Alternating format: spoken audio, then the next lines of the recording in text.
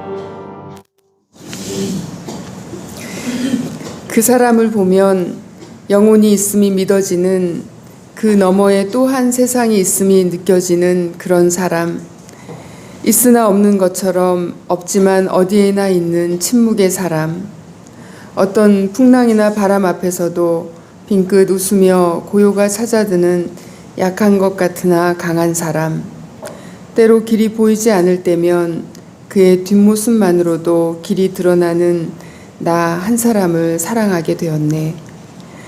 성령 강림 후 7째 주일, 활짝 펼치면 온 우주가 손바닥 위에 가득하고 움켜쥐면 마음까지도 쪼그라듭니다.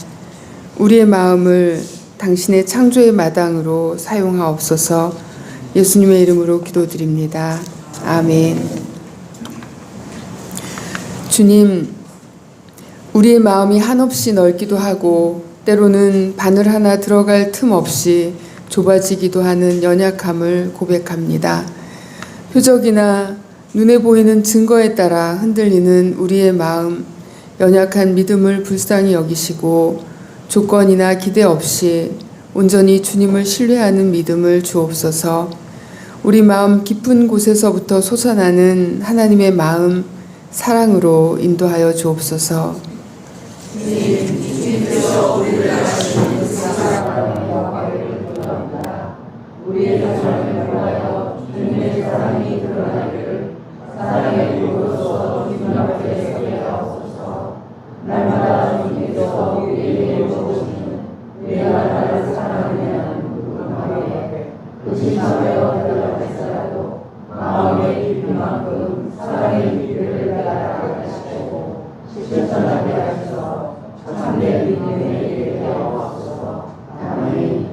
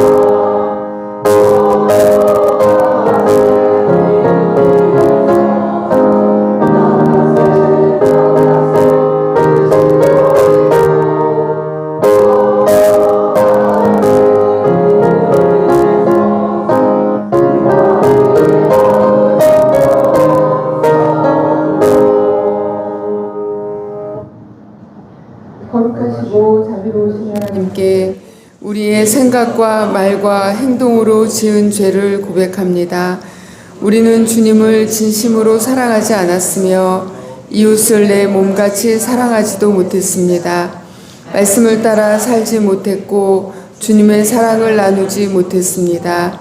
어지러운 세상에서 평화를 세우는 일에 소홀했으며 불의한 세상에서 정의를 위해 일하지도 못했습니다.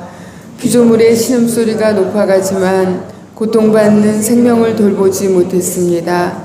주님, 우리에게 자비를 베풀어 주옵소서. 침묵으로 참회 기도를 드립니다.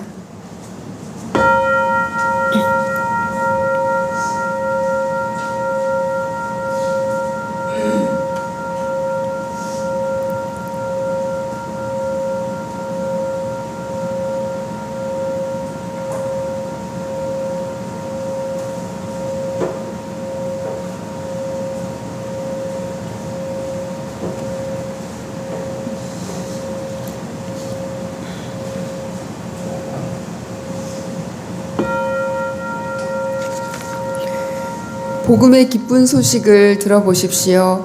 그리스도께서는 죄인을 구하려고 이 세상에 오셨습니다.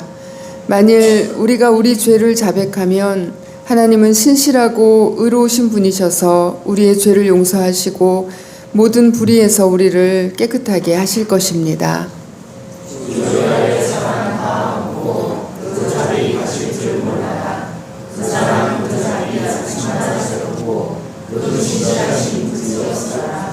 아멘.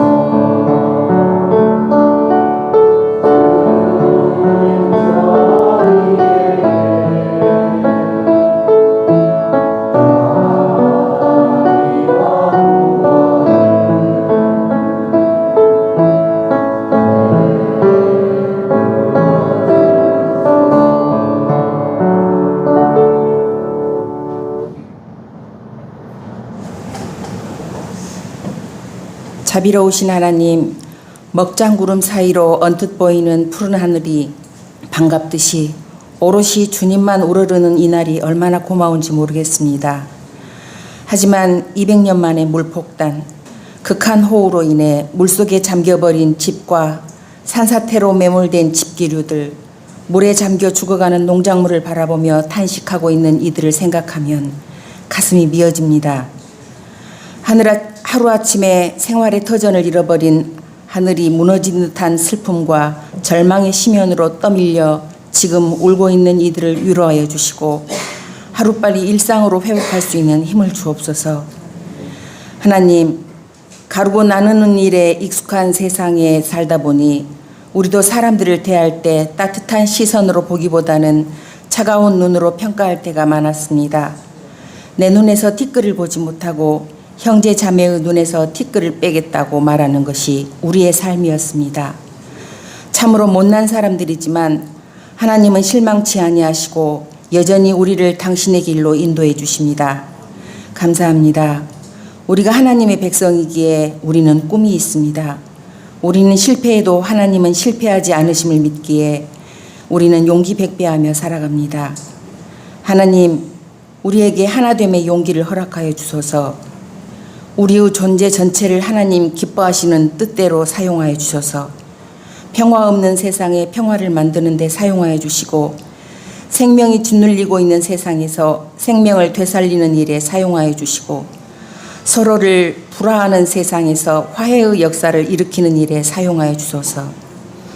우리에게 필요한 게 무엇인지 주님은 우리보다도 더 잘 아십니다. 물질적인 어려움을 겪고 있는 이들, 육체의 아픔을 겪고 있는 이들, 풀리지 않는 인간관계 때문에 힘들어하고 있는 이들, 그리고 어디로 가야 하는지 알지 못하는 방황하는 이들 모두를 주님의 진리의 빛으로 인도해 주소서. 우리들이 세상의 평화가 되어 살게 하옵시고 우리의 있음 그 자체가 주변 사람들의 복이 되도록 역사하여 주소서. 하나님이 우리에게 주신 복에 감사하며 그 복의 통로가 될 것임을 믿고 또 감사드립니다. 성령 강림 후 7째 주일 주님의 말씀을 전하는 목사님께 주의 인정을 더하여 주시고 찬양이 우리의 신앙 고백이 되게 하시며 이 자리를 함께하지 못한 성도들과 동안 공동체 모두가 잊었던 사랑의 길을 다시 찾는 은혜의 시간이 되게 하소서. 이 모든 말씀 우리 주 예수님 이름으로 기도드립니다. 아멘.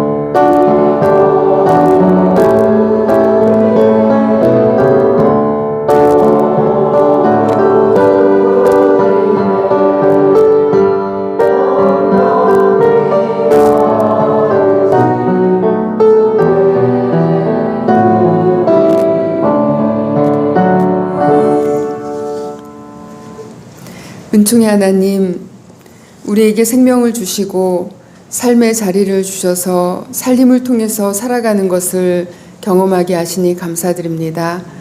다른 생명의 희생으로 우리가 살며 우리의 희생과 헌신으로 또한 다른 생명을 살리는 이 생명의 신비 가운데 있게 하시니 감사합니다. 주님의 크신 사랑과 희생의 본을 따라 우리가 살아가는 삶의 여정에서도 한 번 더 나아가게 하시며 한 번 더 헌신하게 하시며 한 번 더 사랑하게 하옵소서. 우리 삶에 부어주신 은혜를 감사하며 10의 1을 주님께 바칩니다. 지난 한 주 동안도 일할 수 있는 건강한 몸과 마음, 섬기고 돌보아야 할 가족과 세상을 허락해 주셔서 감사합니다. 우리의 작은 섬김과 나눔으로 누군가를 살리며 일으켜주며 돕게 하시니 감사합니다. 우리가 더불어 살아가며 서로 돕는 존재로서 살아가게 하옵소서. 주님, 겨자씨 헌금으로 동안과 함께하는 벗들도 기억하여 주옵소서. 나눔의 기쁨이 그 삶 가운데 있게 하옵소서. 동안의 미래를 위해 함께 소망하며 쌓아가는 예물에 복을 내리사 거룩한 쓰임이 되게 하옵소서. 감사의 예물을 드립니다. 모든 것이 주님의 은혜임을 기억하고 늘 감사하는 손길들 하나하나 기억하여 주시고 그 삶이 더욱 감사함으로 넘치며 나눔으로 충만하게 하옵소서. 주님 앞에 봉헌하는 이 시간, 빈손 빈 마음을 살피는 시간이 되게 하셔서 서로의 부족한 곳을 대신 채우게 하옵소서. 사랑의 마음으로 넓어지고 깊어지는 은혜를 허락하옵소서. 예수님의 이름으로 기도드립니다. 아멘. 주님의 평화가 여러분과 함께 서로 평화 인사를 나누시기 바랍니다. 네. 네. 오늘 우리 최명덕 집사님 부부 오랜만에 왔어요. 응원의 박수 부탁드립니다. 네. 아프신 분들이 있습니다. 늘 기억하고 마음 함께 해주시기를 바랍니다. 성령 강림절기입니다. 성령께서 우리 삶을 통하여 운행하시며 역사하시기를 기도하고 기다립니다. 이번 주일부터는 점심 식사는 간단하게 준비합니다. 그래도 예배 끝나면 식당에서 모여서 가볍게 서로 이야기도 나누고 또 음식도 나누시기 바랍니다. 다음 주일 마지막 주일이어서 예배 후에 여신도 원래회 있고요. 그리고 원래회 끝나면 섬김이 회의 갖도록 하겠습니다. 그리고 오늘 오후 영성의 시간은 취소하도록 하겠습니다. 예. 성경 봉독과 남신도 특송이 있겠습니다. 말씀 읽기 전에 목사님이 이렇게 짧은 구절을 제게 허락해 주시니 너무나 감사합니다.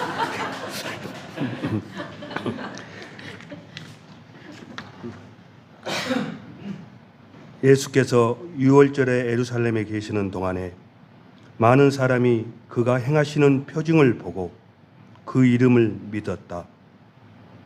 그러나 예수께서는 모든 사람을 알고 계시므로 그들에게 몸을 맡기지 않으셨다. 그는 사람에 대해서는 어느 누구의 증언도 필요하지 않으셨기 때문이다. 그는 사람의 마음속에 있는 것까지도 알고 계셨던 것이다. 아멘.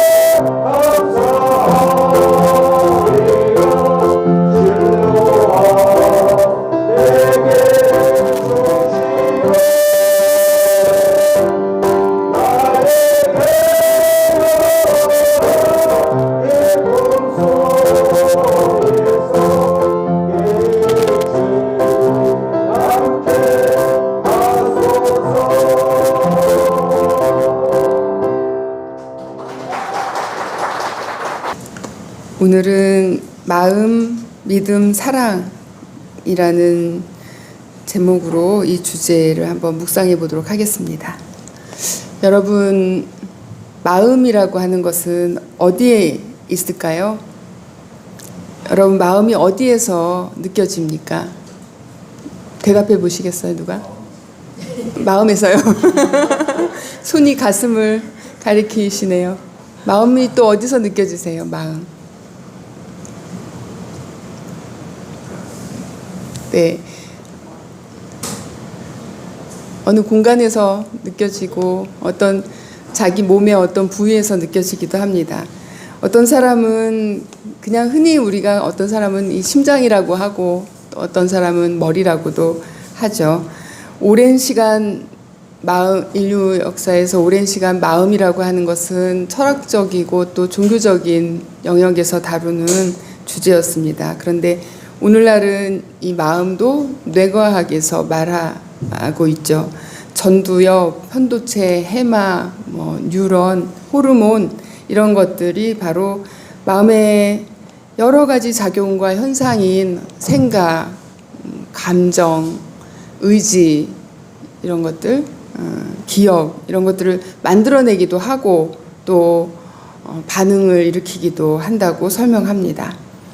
현대인의 상당수가 앓고 있는 우울증이나 또는 여러 가지 장애 등의 어떤 그런 마음의 병이 그 마음의 병이 든 것이잖아요. 그 병이 약으로 어떤 물리적인 자극으로 낫게 되는 것을 보면 마음의 자리가 과연 뇌의 그 복잡한 어디쯤이 아닌가 생각할 만도 합니다. 그러나 아무리 과학이 발달해도 과학으로 많은 것을 증명하고 또 설명해내도 심지어 병을 낫게 하고 심지어 어떤 때는 어떤 타고난 성격까지도 바꾸어낸다고 해도 마음은 뇌에 있다고 믿지는 않습니다. 인간은 단지 어떤 그런 물질적 존재가 아니기 때문이죠. 우리는 사실 우리가 가지고 있는 이 몸, 이 육신에 매우 집착해 있기 때문에 벌써 저도 56년을 이 몸으로 가지고 살아왔으니까요. 마음조차도 그래서 이 신체의 어느 부분에 속한 어떤 물질적 요소로 생각하기가 쉽습니다. 생각, 감정, 감각, 기억, 의지 이런 등등의 정신적 작용들이 모두 크게 그 어떤 마음의 보따리가 있다라고 하면 그 안에 들어있는 것들이라서 모든 순간 우리가 살아있는 모든 순간 한 번도 우리 자신과 분리시켜서 그것이 작용한다고 생각하지 않습니다. 그래서 일부러 명상이나 기도나 몰입이나 이런 방법들을 통해서 그것이 동일시 되어 있는 그 나를 분리시키는 수행 방법을 사용하기도 합니다. 마음에 관한 수많은 은유 또 얼마나 많은 시의 소재입니까? 또 그런 설명들 중에 가장 절묘한 표현이 아닐까 싶은데요.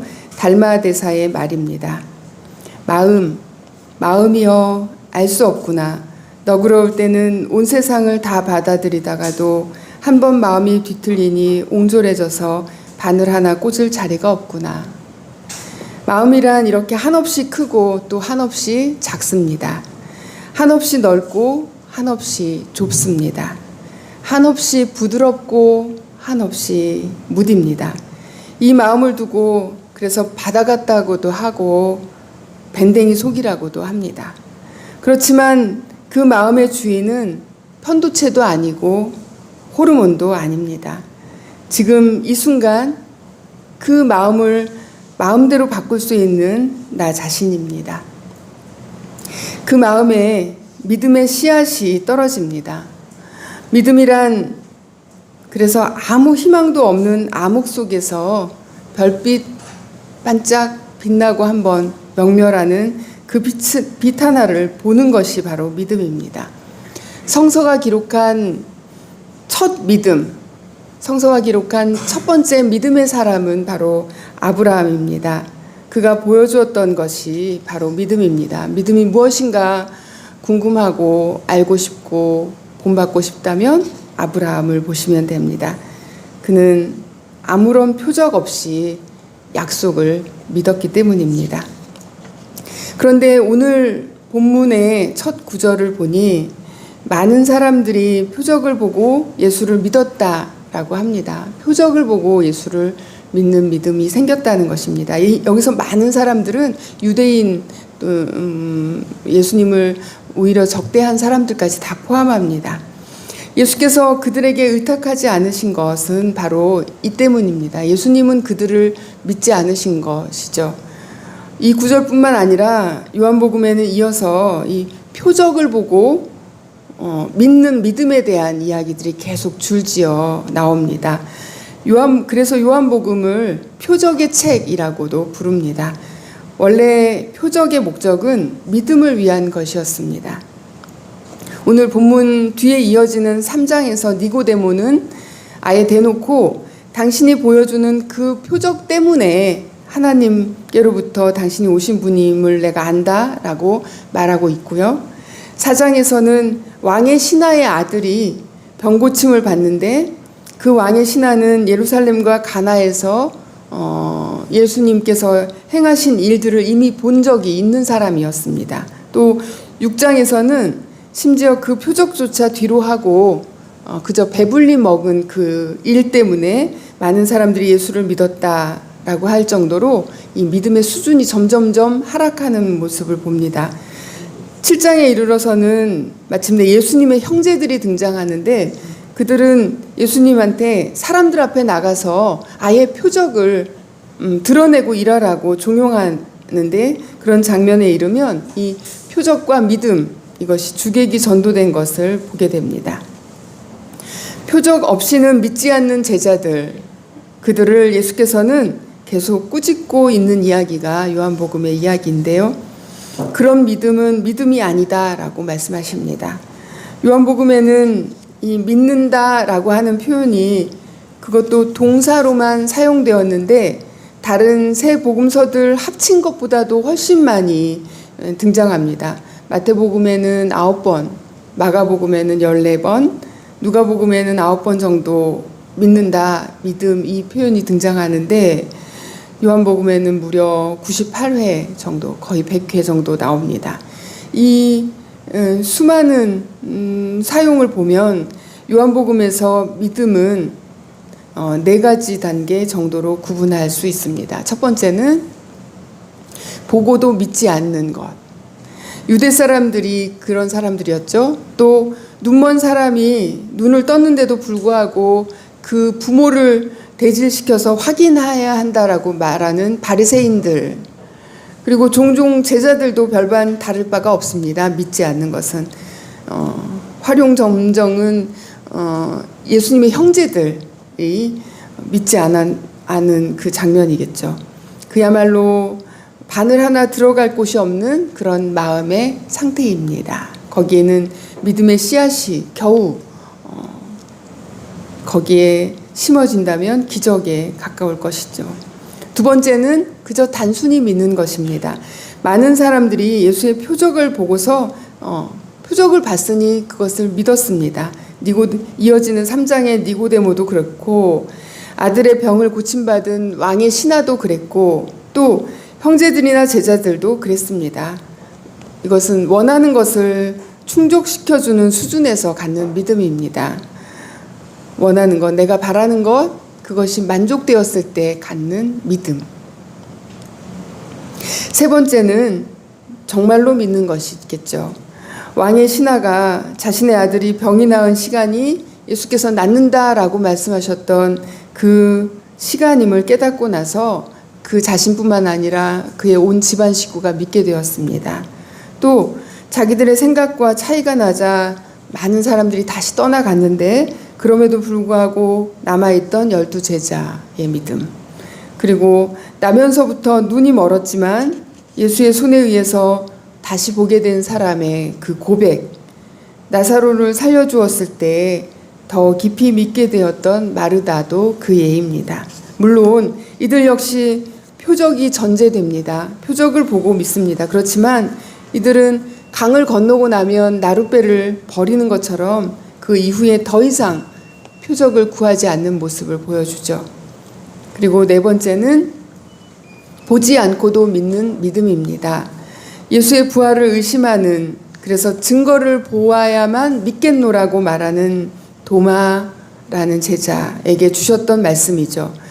부활 후 도마에게 하셨던 이 말씀은 도마에게만 하신 말씀이 아니라 그동안의 모든 믿는 자들에게 하시는 말씀입니다. 왜냐하면 이후로는 더 이상 아무런 표적도 보여줄 수 없기 때문입니다. 우리의 신앙은, 여러분의 신앙은 어느 단계쯤에 있습니까? 표적으로 구하고 있는 것은 어떤 것입니까? 무엇이 여러분의 믿음을 키워주고 넓혀주고 또 성장해 나가도록 북돋워주고 있습니까? 사실 우리도 다 각자 저마다 다른 자신의 표적을 구하고 있습니다. 우리가 구하는 표적은 믿음에 닿아 있습니까? 단지 표적 그 자체입니까? 아니면 표적이라는 이름의 욕망입니까? 오늘 요한복음 2장 23절, 25절의 말씀은 6월절에 있었던 일들, 6월절의 어떤 일들 때문에 많은 사람들이 예수를 믿게 된 사실과 또 이후에 예수께서 만나는 사람들이 그 표적을 따라 또는 그 표적을 넘어서서 믿음에 이르는 이야기를 간단히 요약하고 있습니다. 그 6월절에 있었던 일들 때문에 많은 사람들이 예수를 믿었다, 예수의 이름을 믿었다라고 하는데 앞장을 봐야겠죠. 그런데 앞장에서 그때 일어난 대표적인 일을 살펴보면 바로 성전 정화 사건입니다. 그런데 그 광경을 한번 보십시오. 성전 앞에서 장사하는 사람들을 내쫓고 상을 둘러 엎으시고 또 환전상에 돈을 막 쏟아버리시고 하는 그런 모습입니다. 그런데 이 일을 본 사람들이 그를 믿었다라는 것입니다. 그들이 거기서 본 표적은 무엇이었을까요? 오늘 우리가 이 장면을 보면 무슨 행패이신가, 왜 예수님이 왜 이런 모습을 보이시는가 궁금한데 사람들은 거기서 표적을 보았다는 것입니다. 그것은 성전 권력의 몰락, 분노와 불만의 표출, 아무도 엄두조차 내지 못할 일을 예수께서 행하시는 모습, 그리고 그 자체로 어떤 두려움과 공포를 극복한 행동이라고 하는 표적이었습니다. 1세기 말 식민지 유대인들이 기다렸던 메시아의 모습이었을지도 모릅니다. 거기서 그들은 예수님의 그 모습에서 세상이 바뀔 수 있구나라고 하는 희망을 보았을지도 모르죠. 아니, 최소한 그런 기대는 그 장면, 그 현장에 있었던 사람은 품을 수 있었을 것입니다. 그러나 그것은 예수의 몸으로 성전이 다시 세워질 것이라고 하는 예수님의 말씀의 의미까지 이해한 것은 결코 아니었습니다. 그들이 지금 바라고 구한 것은 세상의 불의하다라고 생각하는 그 세상이 내 의로 그저 자리만 바꾸는 것이기 때문입니다. 예수님 시대의 팔레스타인 땅은 대부분 대지주들이 독점하고 있었고 거기서 나는 모든 생산물들 역시 통제했습니다. 그리고 바로 그 대지주들이 누구냐 하면 종교 권력자들, 대제사장들, 장로들과 같은 종교 권력층이었습니다. 예수님이 뒤엎은 것은 그러니까 당시의 억압과 착취의 그런 성전 제도였던 것입니다. 그들은 로마 사람들을 미워하고 싫어한 것 이상으로 자기들의 종교 지도자들 역시 증오하고 싫어했습니다. 그러나 아직 예수님의 이 말씀, 새로운 성전으로서 예수님이 다시 세워진다라고 하는 이 말씀을 이해했다고는 볼 수 없습니다. 왜냐하면 아직은 그들은 표적에 그 눈이 가 있고 표적 너머를 보지 못했기 때문입니다. 그렇다면 그들과 더불어서 우리 역시 우리가 이르러야 하는 그 표적 이상의 표적 너머의 믿음이라고 하는 것은 무엇일까요? 예수님의 말씀을 참으로 이해하고 알 수 있는 방법은 무엇일까요? 이런 우화가 있습니다. 이 우화를 통해서 우리는 어쩌면 힌트를 얻을 수도 있습니다. 천지 창조가 거의 끝났을 때 하나님께서는 마지막으로 당신이 지으신 세계를 이해하고 찬탄할 어떤 피조물인 사람을 다른 모든 생명들처럼 땅에서 나왔으면서도 동시에 당신의 형상을 닮은 사람을 만들겠다고 선언하십니다. 이렇게 말씀하시죠. 저들로 하여금 이성과 지성과 이해력을 갖추게 하리라. 인간을 만드시고요. 그때 진실의 어떤 육화된 어떤 존재겠는데 진실이 하나님께 나와서 그렇게 하지 마시라고 얘기합니다. 이렇게 말합니다. 오 하나님, 인간이 거짓말로 저와 남을 속일 것입니다. 사람으로 말미암아 온 세상이 거짓과 속임수로 시끄러울 터이니 그를 만들지 마십시오. 이어서 정의가 나와서 아뢰입니다. 오 주님, 그가 세상의 질서와 조화를 어질러 놓을 것입니다. 그들이 서로 보복하고 전쟁을 일으킬까 두렵습니다. 만들지 마십시오. 이렇게 진실과 정의가 사람을 만들지 말라고 탄원할 때 한쪽에서 사랑에 속삭이는 소리가 들렸습니다. 사랑하올 하나님, 그들이 당신을 닮았다면 서로 사랑할 수 있을 것입니다.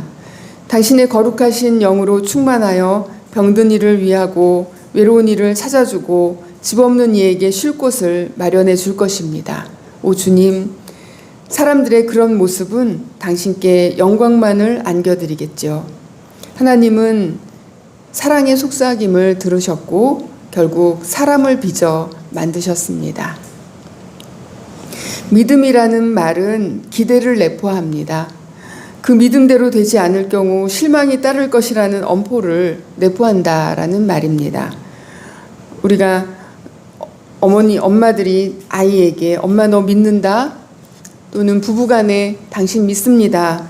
이렇게 말할 때 그 믿음에 손상이 가면, 그 믿음에 실망이 되면, 그 기대대로 되지 않으면 그 믿음은 허공에 흩어지고 마는 것이 된다라고 하는 암묵의 경고를 품고 있는 말입니다. 때로 이런 믿음은 그래서 협박이 되기도 하고 그저 조건적인 사랑을 벗어나지 못하는 믿음인 것이죠. 그래서 믿음을 저버리는 것은 믿는다고 장담했던 우리 자신일 때가, 상대방이 아니라 나 자신일 때가 더 많습니다. 예수님은 인간적인 마음, 변화무쌍한 마음에 기대지 않으셨다는 것입니다. 그 마음에 기댔더라면 베드로가 배신하였을 때, 제자들이 결국 다 떠나갔을 때, 의심하며 다가오는 도마를 보았을 때, 사람들이 예수를 죽이라고 소리를 지를 때 배신감에 몹시 고통스러웠을 것입니다. 믿음이란 하나님을 향하는 마음이지 사람을 향하는 마음이 아니다라는 것을 예수님은 알고 계셨던 것입니다. 얼핏 주님이 자신의 몸을 그 믿고 추종하는 자들에게 맡기지 않으셨다, 이 말, 이게 글자 그대로는 믿지 않으셨다라는 말인데 이 말은 매우 매정하게 들립니다. 지도자가 자기 백성을 믿지 않고 선생이 제자를 믿지 않고 부모가 자식을 믿지 않는다라는 말처럼도 해석할 수 있습니다. 자기 백성을 믿지 않고 제자를 믿지 않고 자식을 믿지 않는다면 그 지도자, 그 스승, 그 부모를 신뢰할 사람들 역시 없을 것입니다. 누가 나를 믿어주지 않는데 친구 간에도 형제 간에도 부부 간에도 나를 믿어주지 않는데 내가 무슨 힘으로 그를 믿고 따르겠는가라고 생각할 것입니다. 그러나 한 번 더 그 깊이를 들여다본다면 오늘 예수님의 태도에서 우리는 고작 표적을 보고 증거를 보고 믿는 우리 믿음과는 비교할 수 없는 다른 차원의 믿음을 볼 수 있습니다. 그것은 그저 사랑입니다. 기대 없이, 실망할 근거 없이 약한 실체를 아는 마음으로 믿어주는 사랑 말입니다. 우리의 믿음의 근거는 표적에 있지만 예수님의 믿음의 근거는 사랑에 있습니다. 그렇게 표적이 있고 없고에 따라 움직이는 그런 믿음과는 다른 믿음, 참된 믿음의 모습을 보여주시는 것입니다. 사랑입니다. 아주 오래전에 가정폭력 상담 교육을 받은 적이 있는데 그때 들었던 강사의 말이 다 하나도 기억나지 않는데 한마디 말이 기억에 남아 있습니다. 그때 뭐 남편 또는 자녀 이런 주제를 다뤘겠죠? 어떤 말이었냐면 남편 믿지 마십시오. 사랑하십시오. 자녀 믿지 마십시오. 사랑하십시오. 정말 믿고 싶다면, 정말 믿음을 갖고 싶다면 그냥 사랑의 길 말고는 없다는 것입니다.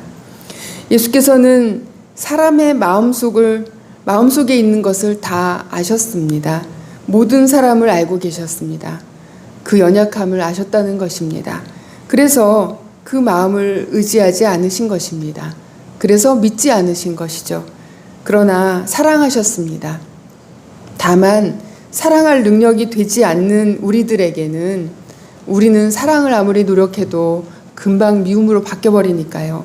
아무리 넓은 마음도 금방 바늘 하나 꽂을 수 없는 좁은 마음이 되어버리니까요. 그래서 우리들에게는 그 길을 믿음으로써 가르쳐 주신 것입니다. 요한복음 21장에서 예수님과 베드로가 주고받는 대화는 네가 나를 사랑하느냐 고 묻자 예 제가 사랑하는 줄 주님께서 아십니다 라는 대화의 반복입니다. 처음 두 번은 헬라어로 아가파스 메라고 묻습니다. 베드로가 필로세 필로도 사랑한다는 뜻이어서 당신을 사랑합니다 라고 대답하죠. 그런데 세 번째는 필레이스메라고 물으시고 필로세라고 대답합니다. 아가페와 또 필레오 이 모두 다 사랑을 의미하지만 그 사용이 좀 다릅니다. 아가페는 하나님의 사랑을 의미합니다. 희생적인 사랑이죠. 인간의 사랑 중에는 어머니의 사랑을 말합니다. 필레오는 우정, 인간적인 사랑을 말합니다. 베드로가 예수님의 그 크신 사랑의 깊이와 크기를 감히 짐작도 못한 것은 아닐까요? 예수님의 사랑은 우리가 알고 있는 사랑을 초월합니다. 우리가 경험하는 사랑을 넘어섭니다. 우리는 모를지도 모릅니다. 그 사랑의 크기와 깊이와 힘이 어떠한지를 도무지 알지 못할지도 모릅니다. 그래서 어쩌면 어느 날 그래서 우리 앞에 더 큰 표적이 눈앞에 나타나면 그 표적을 따라서 떠나버릴지도 모릅니다. 장담할 수가 없습니다.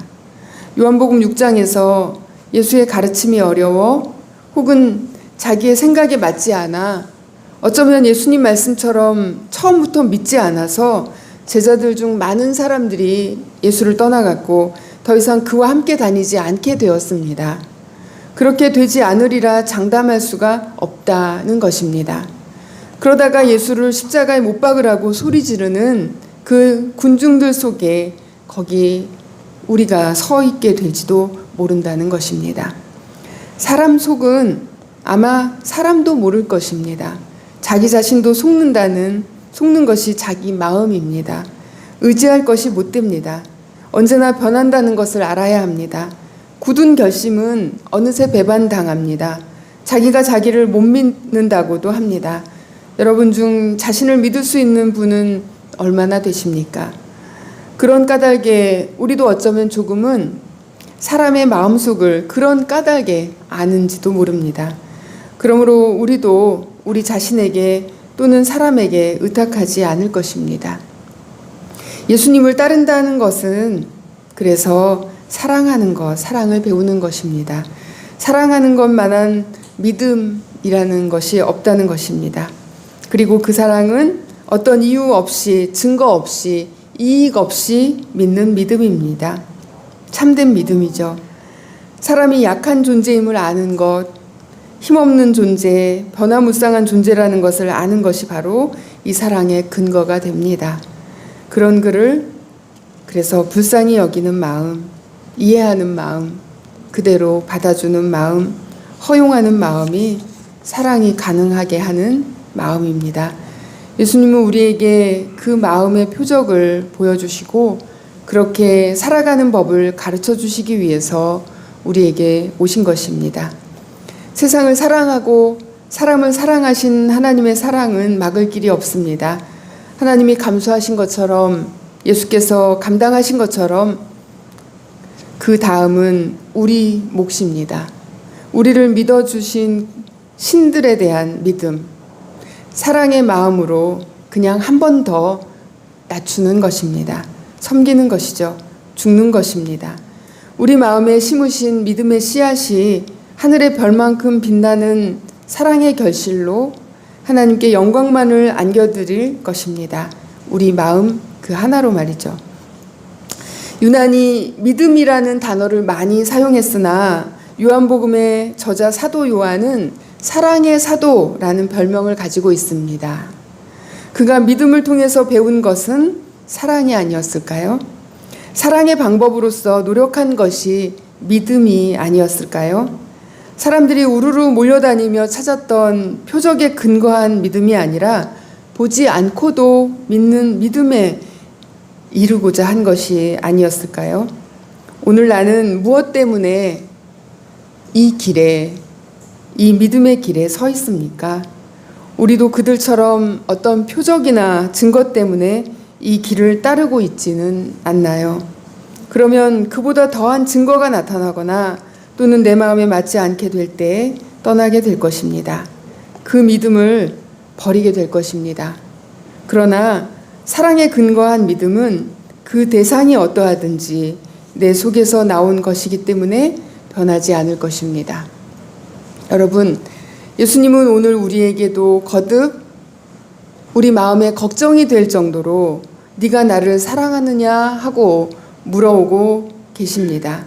이제 우리의 믿음은 보는 것에서, 듣는 것에서, 아는 것에서 사는 것으로 옮겨가야 할 것입니다. 우리 삶으로 내 양을 치라는 그 말씀대로 그저 사랑을 실천하는 것으로 성숙해 가야 할 것입니다. 표적이나 믿을 만한 근거 하나 없이도 사랑과 신뢰로 주님을 향해서 나아가시기를 바랍니다. 그것이 믿음의 진보입니다. 말씀 가운데 들려주시는 하나님의 음성을 묵상합시다.